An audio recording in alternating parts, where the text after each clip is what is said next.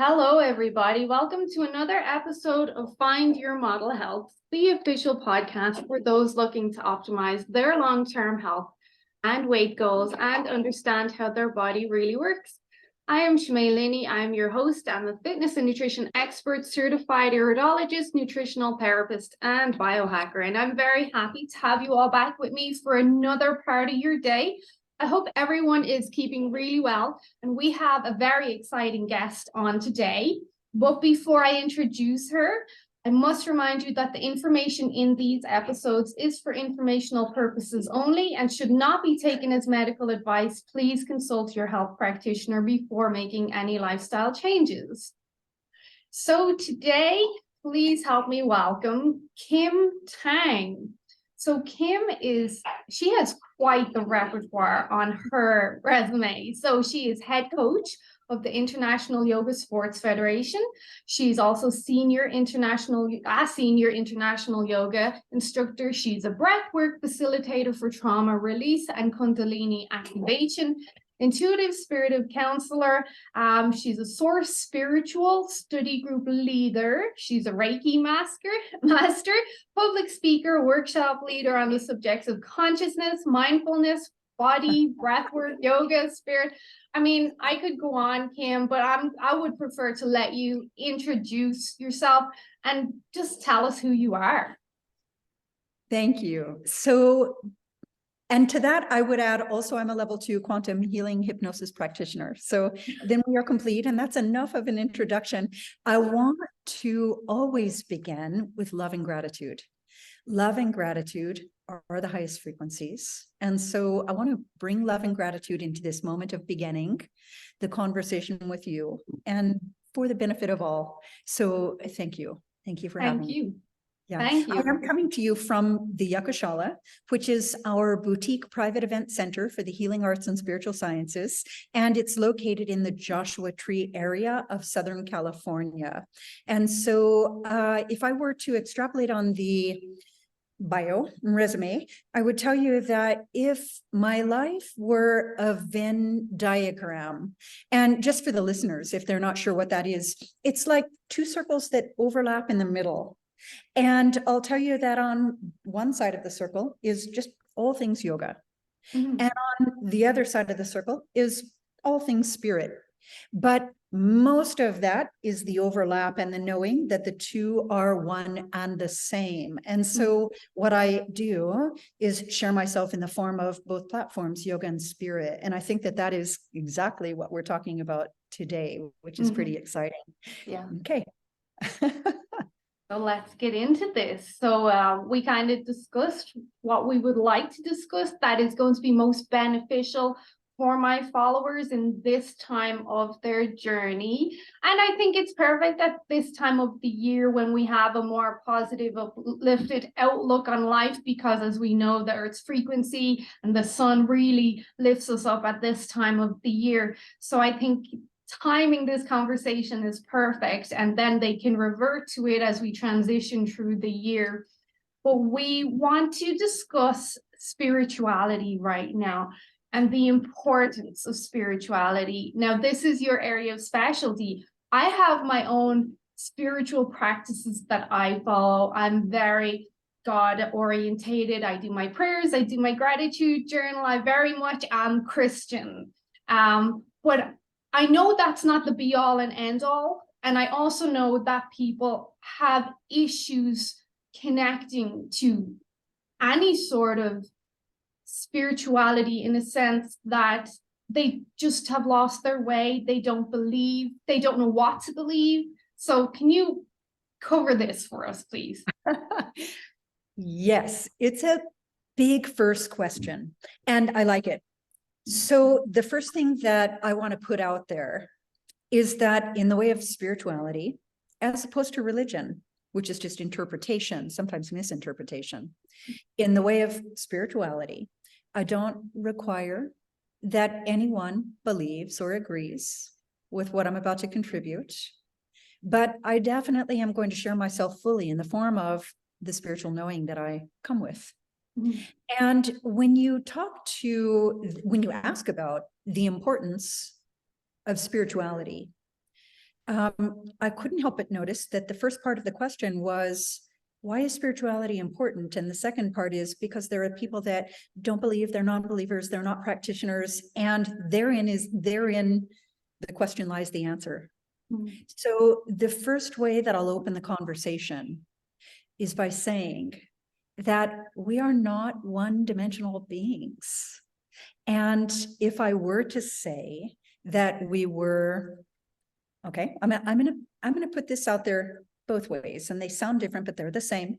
Number one, we are vibrational beings in a vibrational plane as individuated aspects of the creator in form.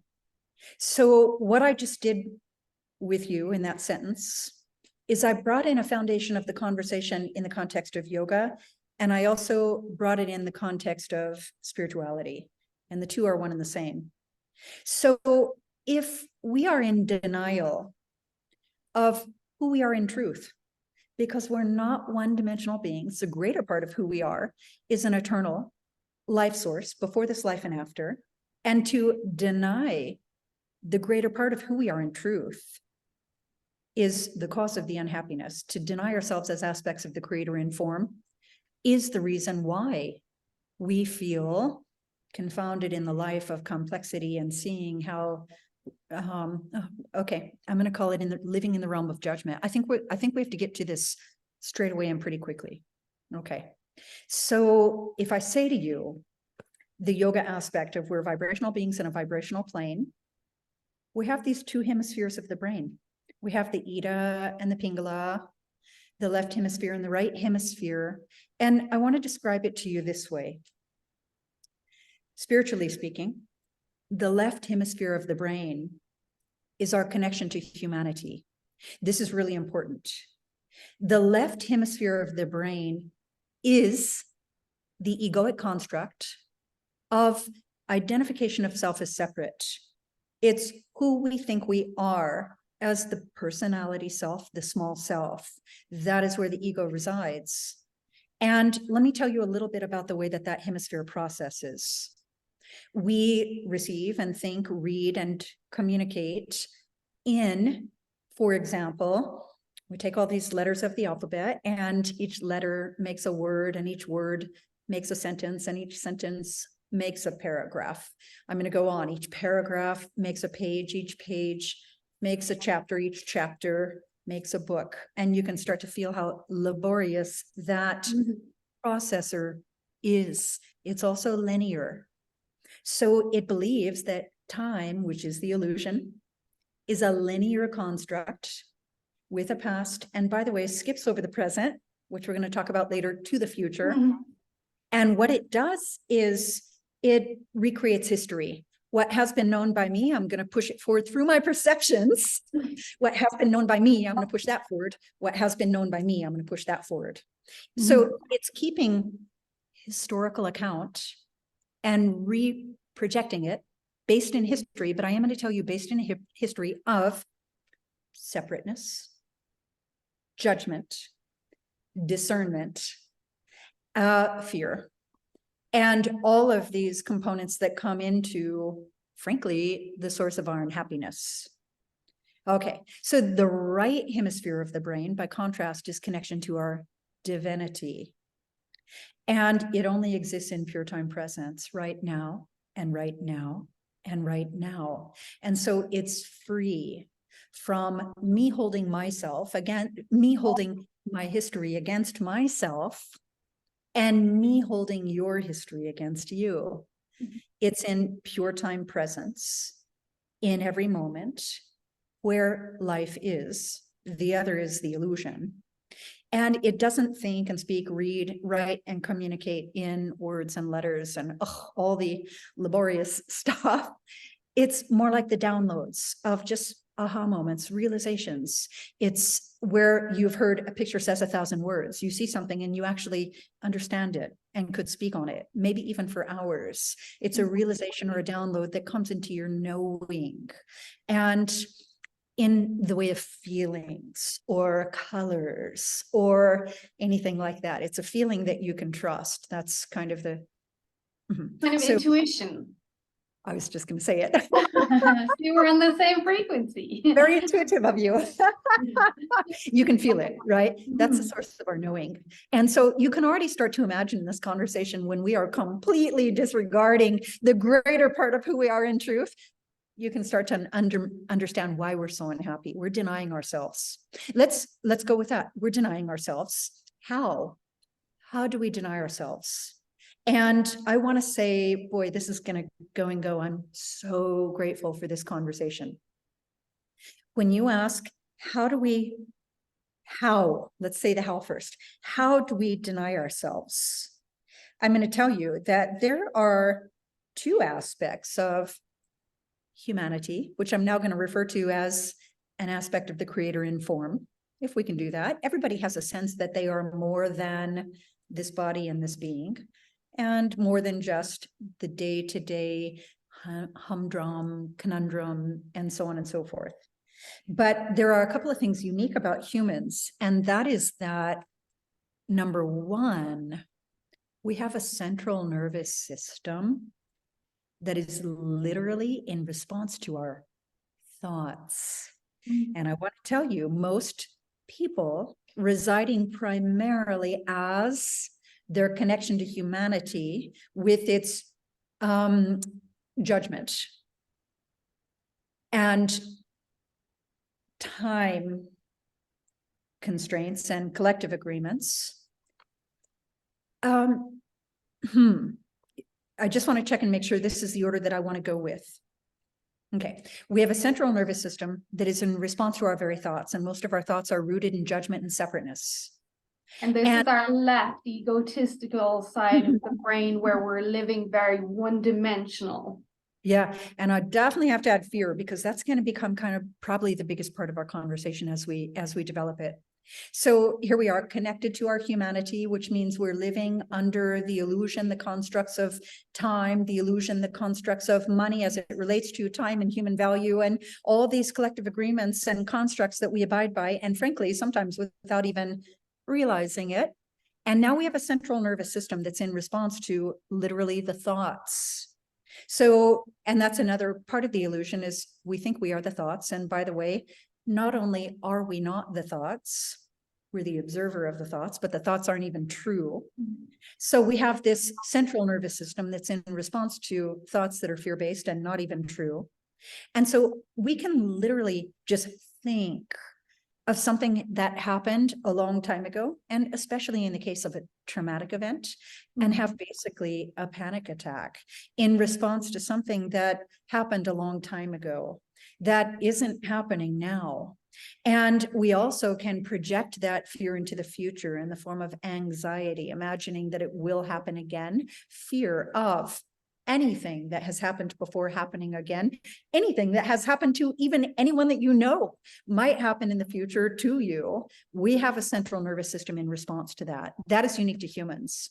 But the other part that is equally as important is that we mask, and you know what? We do it to ourselves. This is important to know. We mask our authenticity with feelings of, I'm going to call it should and shame, should and shame. And here's what I mean by that. Our feelings are our emotional guidance system. Okay, and so while we're doing it, let's do it. We have at least 3 levels of being, right? So we are an entire energy body called the causal field. The causal field is actually your thoughts and beliefs about your self-identification, who you think you are, what it is that you've chosen to learn through in this incarnation, overlaid with limiting beliefs, agreements made in fear. All of that is one body in the causal field. That's our self-perception that we project to actually create the world that we see. That's why self-perception, and by the way, remembering and spirituality, that's going to be one of the first reasons it's so important. We have another entire energetic sheath of our being called the astral field. The astral field is our feelings and emotions, by the way, which are always in response to our thoughts and beliefs. And so we start to feel bad in response to our thoughts. We'll get probably more into that in the conversation. And then we have the body. That's the reconciliation of the thoughts and beliefs and the feelings and emotions in response to the thoughts and beliefs. And we carry all of that with us as we navigate what we think is reality. And so when we have a feeling, this is the second aspect of what's unique to humans, just to keep everyone on track with the conversation. When we have a feeling, frequently, we shut it down. We don't allow ourselves to acknowledge our truth or honor our truth, which means authenticity. Because we say to ourselves, oh, I shouldn't feel that way. I should just be happy. I shouldn't feel that way. I should just be grateful. And I shouldn't feel that way. I just shouldn't say anything. So you can start to see how we mask our authenticity and our truth. And we're shaping who we are. Even when as you're speaking, I'm thinking, okay, how would this be relevant to nutrition and fitness? I shouldn't have ate that. I shouldn't have watched TV. I should have went for a walk. I should have, and we're creating our own persona based on what we believe of ourselves. There it is. Yeah, I kind of want to get to something that I normally save for the end, because it's just the great answer and way to address your contribution, which is a great one. And well, first of all, I want to throw in there that it could be said that what matters as much as what you eat is how you feel about what you eat. So the shaming of the should and should not have is an important part of the decline of health with respect to what we've eaten. But here's even a bigger picture that I want to tell you. And that is that if I had the best advice to give, the best advice that was given to me, it's this. Please make every single decision in your life, no matter how big or small. As a matter of fact, no matter whether it's what you've eaten for breakfast or who you choose to spend your life with, make every decision as if you love yourself deeply and completely. And I'll say that if you make the decision of what to eat based on loving yourself, you're probably going to choose to eat things that you then feel good about. And even if you have ice cream, you're going to feel amazing about the ice cream because you were just really loving yourself in the moment that you chose the ice cream, right? So there's a lot going on there. And I'm going to say, ultimately, there's only one relationship. I'm going to call it your relationship with yourself in the context of. And what I mean by that is everything, your life, your entire life. That is how yoga is consciousness. And that is that every single thing is your relationship with yourself in the context of the way that you nourish your body, the way that you perceive your body. And by the way that you behave based on the way that you feel about your body, the way that you feel about your body. I didn't even know we were going to go in this direction. It's incredible. The way that you feel about your body will certainly dictate what you wear, how you wear it, how you move, where you go, what you do, your level of comfort with yourself in different environments with different people. And so we know it's postural thing. It's postural, but it's so much more than postural because, so for example, if someone is really struggling with body issue and body image, they might or might not be willing to accept an invitation to a pool party or going to the beach. So you can start to see how much your self-perception shapes your reality. It's an important conversation. So really, why is spirituality important? So that you can gain the self-love that then determines not only your relationship with yourself, but also your behaviors, your patterns, and especially your relationships with others. Like there's just a lot here to unpack. Yeah. So yeah, should we pause there? Yeah, so there's so many layers, as they say in Shrek, like an onion, so many layers. So when I started my health journey, I was almost 300 pounds. So it was many moons ago. But what you're saying there, how I saw myself, how I believed other people saw me, I hated myself. I hated because of how I saw myself, but how I believed I was. I believed I was this person. I believed I was going to amount to this. I believed this, that, and the other. And then one day a light switch clicked and my self-belief turned 360. And not only did I change how I physically looked and thought and everything, but my energy changed as well. My energy is not only brighter now, but it's very strong.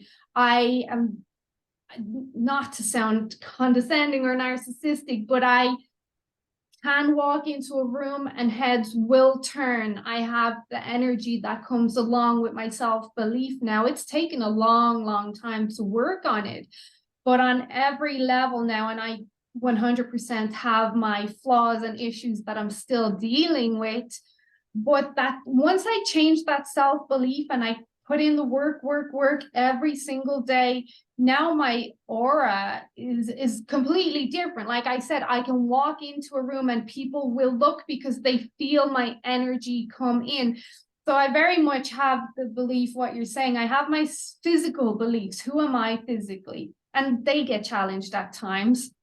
I have my religious beliefs, and to me, that's very important. It helps me feel fuller. But I also have the more etheric beliefs, I'll call it. I do believe in the energy systems. I do believe in vibrations and the frequency of the earth and how that influences me, and even the moon. But I just wanted to kind of share my story with you, because as you're speaking, I was like, yeah, I used to hate myself. And now I love myself, but I do have my days because we're women. But as soon as I change my perception, I can do this. I am this. I'm not what they say I am. I am special. I think every woman is special, but I think a lot of women have not found it yet.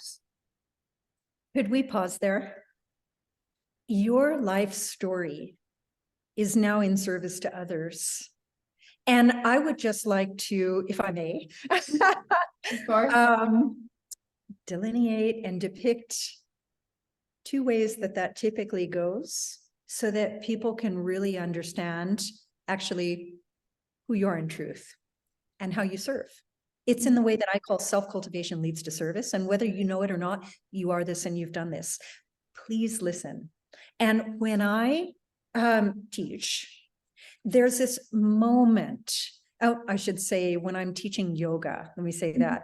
And when I say yoga, what I mean in this example specifically is postures, doing yoga poses. There's a time when, my teaching is that I will help people open what they need to open, strengthen what they need to strengthen, and understand exactly what position to be in, what to contract, more importantly, what to relax, which in every posture is your face, your mind, your breath, the order of command from the brain through the spine, exactly in the order with everything you need and nothing that you don't. And I'm kind of this master at this thing that I do. And then when somebody works and works and works and I should say it does this work and does this work and does this work. And by the way, on every level of being, I only address the level of form.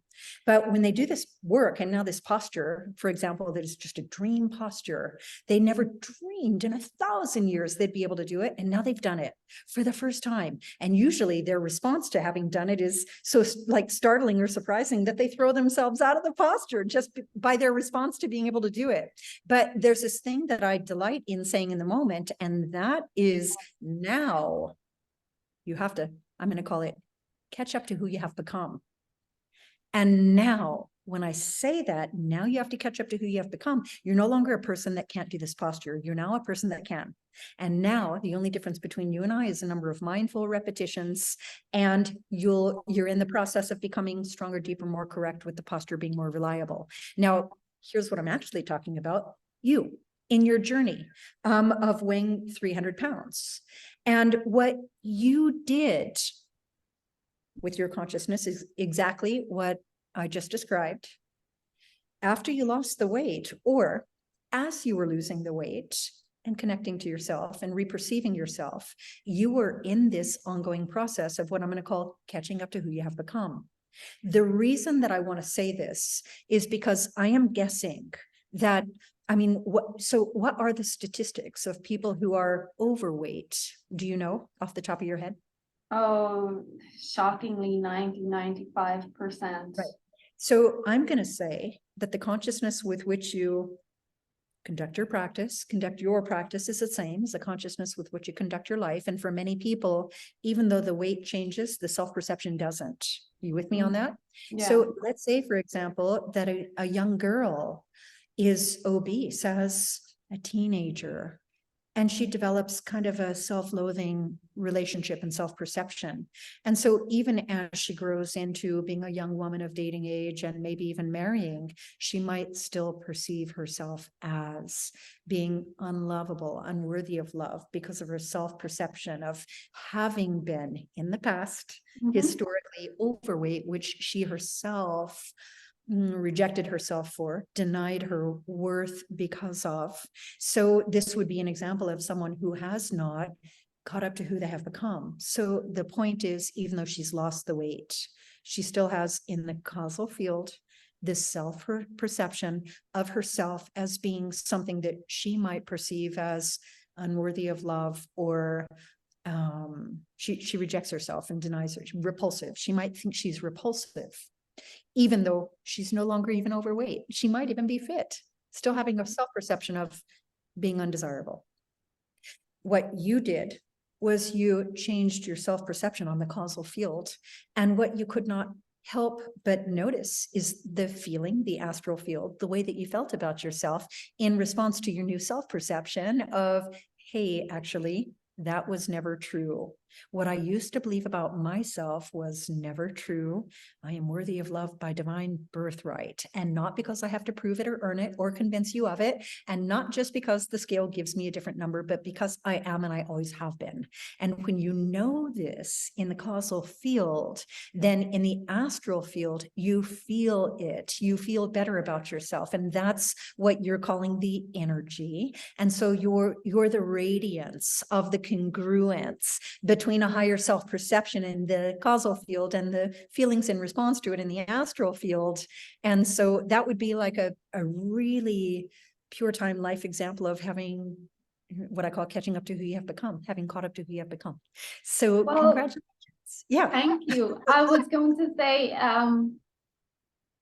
what you've said there, I very much relate to. I don't think I've fully caught up to myself, and I've never thought about it that way. I very much speak about, in obviously the health and nutrition world and body composition, I speak about body checking and body dysmorphia, and I very much still have a lot of that. I'm very slim now, very muscular. I have the body of my dreams, but I still have a lot of insecurities. So I still have what I would term as this lingering darkness still hanging there that I haven't shook off. You mentioned, you know who you are now. I do and I don't. I haven't fully caught up with myself. I guess I fully don't. To explain this in my words as I perceive it now, I know what I look like now, but I don't fully believe it. I believe in my capabilities, but maybe I don't believe this is my truth right now. Is this really me? And do other people perceive me as this? So I still have my insecurities and my darkness that I'm dealing with. And that's 15 years later, like it's a lot of work, and it's still, I can feel always this cloud, and I suppose it's on my left side. I very much am in tune with energies. I feel my granddad's spirit on my right side. I feel so-and-so on my left. Like I could feel things around me. But back to the point at hand is, although I'm a master at what I do, I am not fully caught up with myself, if that makes sense. It does. Let's pause there. Your life is such an important lesson for everybody, and the examples that you're giving are just bringing up like just pearls of talking points. So let's go back for a second to the person who has lost the weight but hasn't caught up to who they have become, because twice now you've spoken into what I'm going to call, and other people look at me, I see them looking at me, I'm getting attention, and that is outside validation. And we need to bring that into the conversation. So here's what I'm going to say. When you have raised your self-perception in the causal field and your feelings and emotions are in response to it, then you are in fact magnetic. And people, whether they know it or not, they can't even help it or not, they just notice you. And I'm going to say they notice you as a natural response to your being so magnetic, so aligned on the level of causal and astral. Now that is different, and we need to speak into it, because there are a lot of people who have not caught up to who they have become that are looking for and relying on that external validation. So let's say they've lost all the weight and they're really fit, but they still have a very low self-perception. And so they're looking for validation that they're not receiving. They're going to use that to affirm, see, I'm really not beautiful, even though I lost the weight. See, I'm not valuable, even though I lost the weight.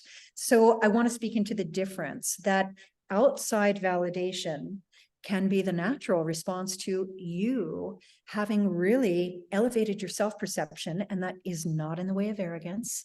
It's just in the way of standing in your value and knowing that you're beautiful as an aspect of the creator in form. And by the way, not because other people think so, but because you are, and you know it, and you see yourself, and you see your beauty, and you see who you are in truth. And I'm not talking about by looking in a mirror with, the aesthetics of, contouring and whatever it is, it's simply a different point of attraction that resides within yourself, because again and again and again, we are not the one-dimensional beings. So that was important. Now, I want to talk to you about this. And by the way, you just brought in like a whole nother talking point, because I said to you at the beginning that we have this causal field. It's on the level of the mind, and it's identification of self as separate. It's who we think we are with everything we've chosen to learn through limiting beliefs, agreements made in fear. Right now, we're going to talk about collective agreements rather than maybe familial, but primarily collective social agreements. So we have the causal, we have the astral, which are the feelings in response to the thoughts and beliefs, but then we have the body, that is the reconciliation of both. And so there's an entire, like, the spiritual wisdom that says any indication of disease, injury, illness, even accidents, and in this conversation, I'm going to say habitual tone, which might even mean just being overweight, is an indication as to where the spiritual work lies in your life. And by the way, right side with respect to masculine, so the granddad on the right shoulder, and left side with respect to feminine. And feminine on the left, as you describe, as like a dark cloud, could be your relationship with yourself as a woman, could be something that your mother or another woman modeled for you as a role model of what your value is as a woman. There's a cloud there.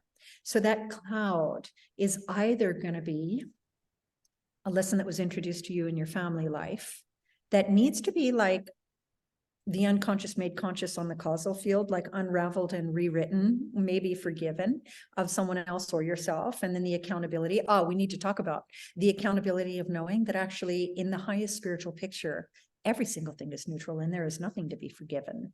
So that's a biggie. Like, that's a biggie. I think we better just put that on the side burner right now.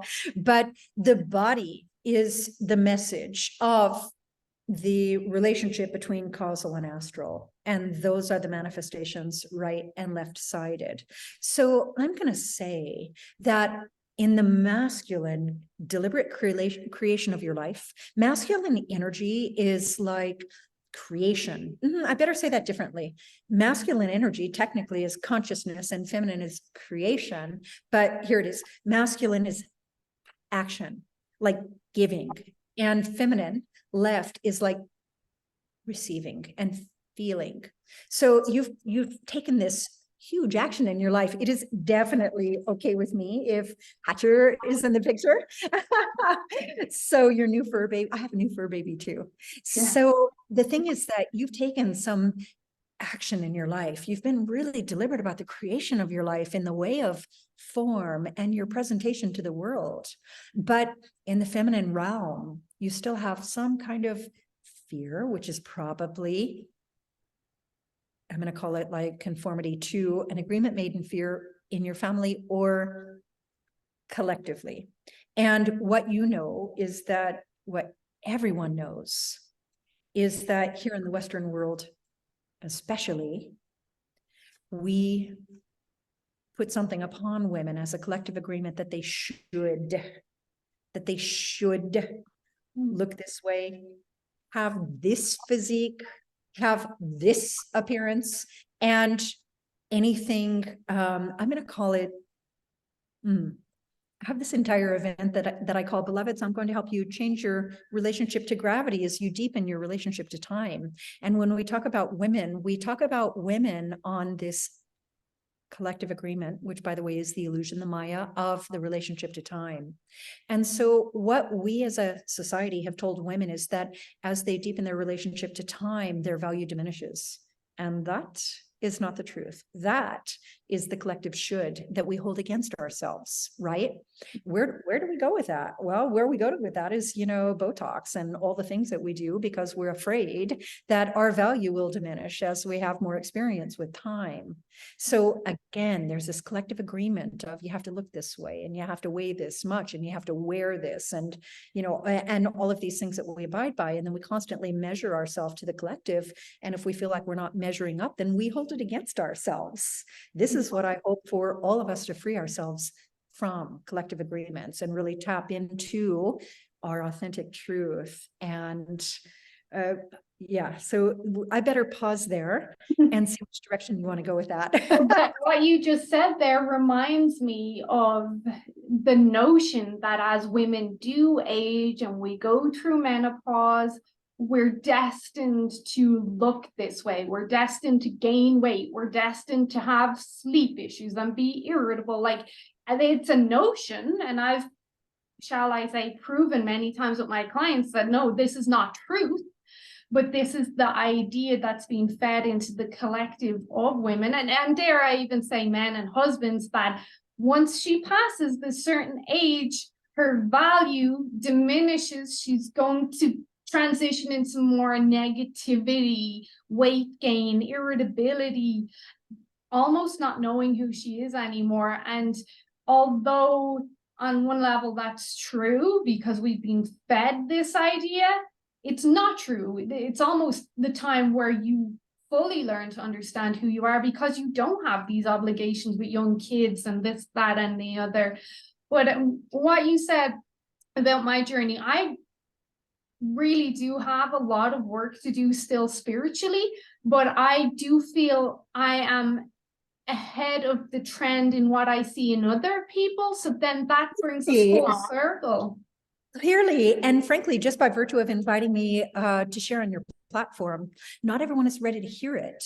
Could I speak into what you talked about with age? Mm-hmm. So here's the thing is that in all fairness, we can now include men in this conversation as well. So I want to say maybe, or definitely women with respect to their value based on their beauty as they increase their relationship to time.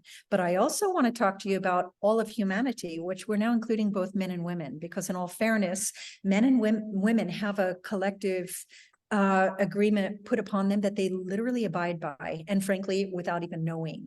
And I want to give you like a really specific example of that. There's this thing that I do. I'm this yoga coach for the biggest stage in the world. And I call it just daring to believe in yourself in the form of standing on the X, and the biggest path of spiritual growth I've ever known. Well, there are divisions in this event, which that alone has a connotation, I will tell you. But there are divisions in this event, and there's a category called 50 plus. We're talking about age, number of years on the plane. And so that line being drawn, that alone is a collective agreement that perhaps that's a lower talent pool.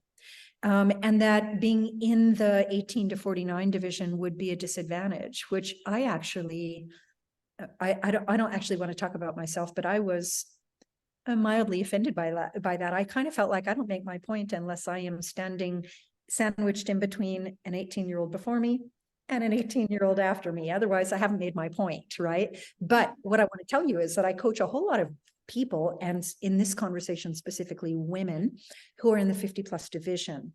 And there was this thing that I started to notice. I would have them execute a routine, and it's a big conversation.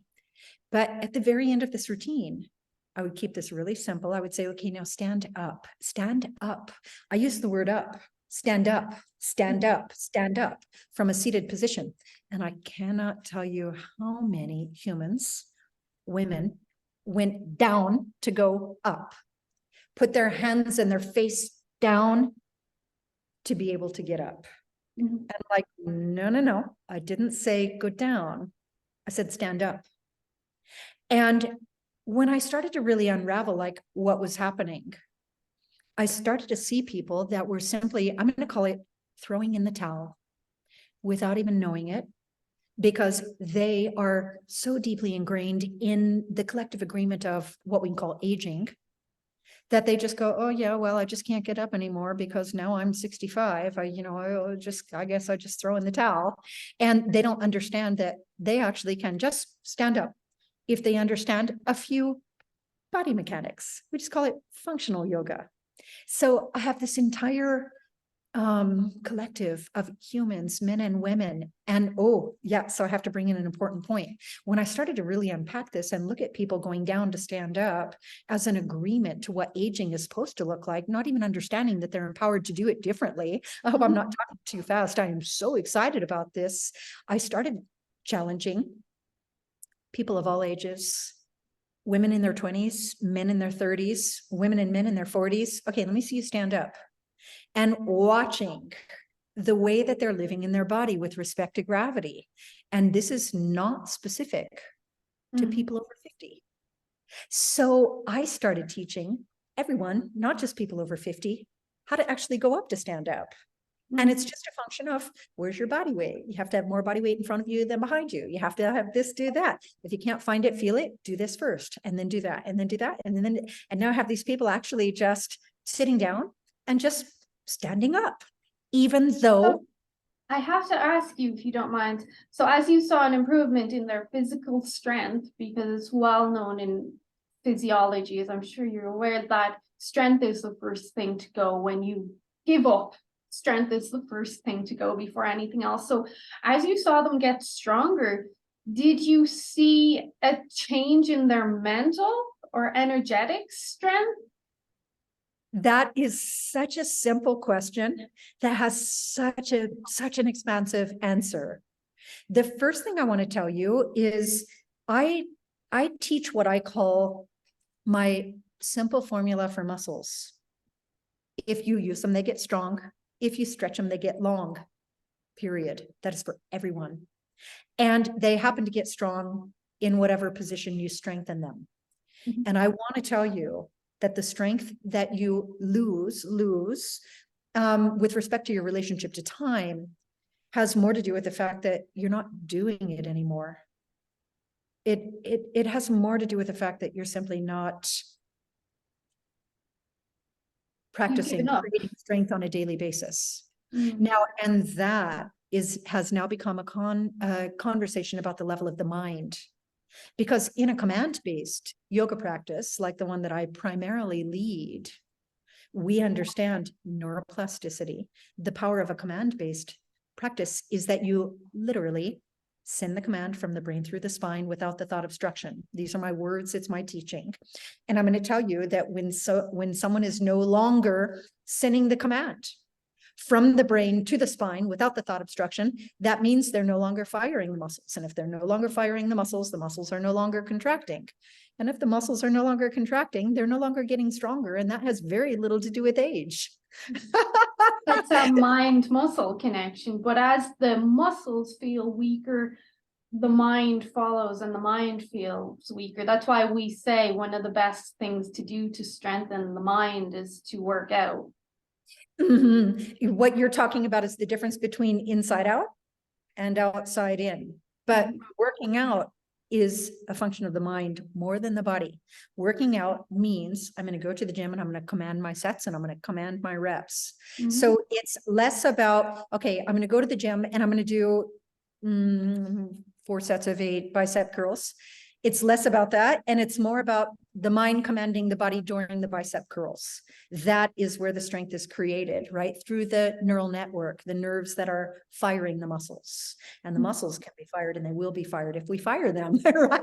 A lot of people don't understand that. They think going to the gym is all about getting in shape and looking buff or getting fit. A lot of going to the gym, and most of the successful people in the world will tell you, it's the discipline, it's the mind control, it's this is where we go to think, this is where we go to focus, which I was hoping we'd get a chance to discuss about being present. Like in the gym, you have no option but to be present, otherwise you're going to get hurt. But it very much, it's more a place for the mind and spirituality. I don't know if the whole meme, this is my church, as in the gym is my church. It very much is the mind and the spiritual aspect. I feel better after I go, not the physical so much, but I've had that kind of almost breath of fresh air go through me being in my church. I think that I can wrap this up in a tight package that fits our time available. First of all, any practice of mindful movement with breath in pure time presence is what we can call yoga. So what you're talking about, and by the way, when you said in the gym you have no option but to be present, that is your truth. Not everyone does. There are many people who live their life with no presence, and learning presence is the practice of yoga that we can practice, integrate, and embody in all of our environments and surroundings and activities and relationships and conversations. That's part of the spiritual path, is the ability to be fully present on every level of being in a field of trust with no judgment, in pure time present moment. Now, for example, the cultivation of the aspects of the mind, there's one that I'll draw in upon specifically, and I teach it in yoga. You find it in the gym. Yes to that. Yes to you. So there are 5 aspects of mind: self-control, determination, patience, faith, and concentration.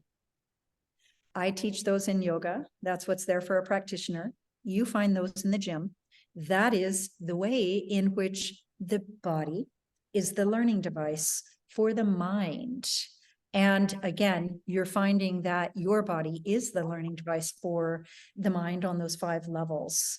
So it's less about lifting weights, doing sets. It's more about using your body as the learning device for the mind. And that can only come in pure time presence. And not everyone does that. So there's a difference between going to the gym, and there's a difference between what I'm going to call, doing yoga in the form of working out in the gym.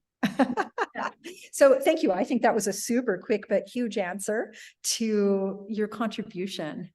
What a great... If I was to just wrap that up, and please correct me if I'm wrong. So yoga is the gym to me. It all comes back to the self-control aspect and being present, which connects back to the mind, which I will say brings us full circle into that hashtag that's everywhere. Mindset is everything. And it all begins in your mind, whether or not you're going to be fulfilled, happy, successful, dare I say, how you perceive yourself. It all comes back to the mind. Definitely. So I would say, in my one-liner, I would say yoga is a state of being. And yes, to state of mind being interchangeable with causal field, if we're talking about how form is actually expressing spirit. So in that way, then in the conversation, we are complete. What we didn't talk about is breath. And breath, Yeah, breath is the bridge between mind and the body. And so what I just slipped in there real quick is that mindful movement with breath, right? And that might be where we could say now in this conversation, the yoga is lost at the gym if people are not having mindful movement with breath and connecting to the self through the self, letting the breath be the unifying force. And then, by the way, once you're connected to yourself, you can connect to others in the same way. And that's kind of how concentration, and in this case, concentration on yourself, facilitates meditation, which facilitates the transformation. And the transformation then becomes the example of the life that you live in service to others. Well, I am So going to that's a good reason why spirituality is just pretty important stuff, so that you can be your fullest expression of your most authentic truth on every level of being, and then be in service to others through your example. So what I've taken away from this is, you had mentioned a position. What I took from that is you really have, what I took from it is that you need to really sit with yourself in whatever position and really do that inner talking, inner listening, inner work. What is my spirituality? Where do I feel connected to the planes? Where do I feel connected to this, that, and the other? Where am I unhappy? Where am I happy? And so on and so on. But it is that position you mentioned, whatever the position may be, we as women, as a collective, need to sit with that. And because we're always rushing around like lunatics, we're not sitting and we're not being present. So we never fully connect to our spirituality, whatever way you perceive it or on whatever levels, because I'll just put it bluntly, because we're always running around like lunatics, and that's how society has formed us nowadays. yeah, and the thing that we're not doing that we should do is that in those moments, we're not connected to ourselves. And what I mean by that is we're so busy on the level of doing that we are disregarding ourselves as being. And what we're disregarding is actually, in fact, paying attention to how we feel and listening to our own thoughts. And by the way, thought response in any given conversation. So what are two things we can do immediately to be more present in our life and more connected to self and through others, to others through the self? Is number one, start to become aware of your breath in every moment. And by the way, see the effects of the central nervous system on the breath in response to not just what happens, but your thoughts in response to what happens, and your feelings, which are always in response to the thoughts.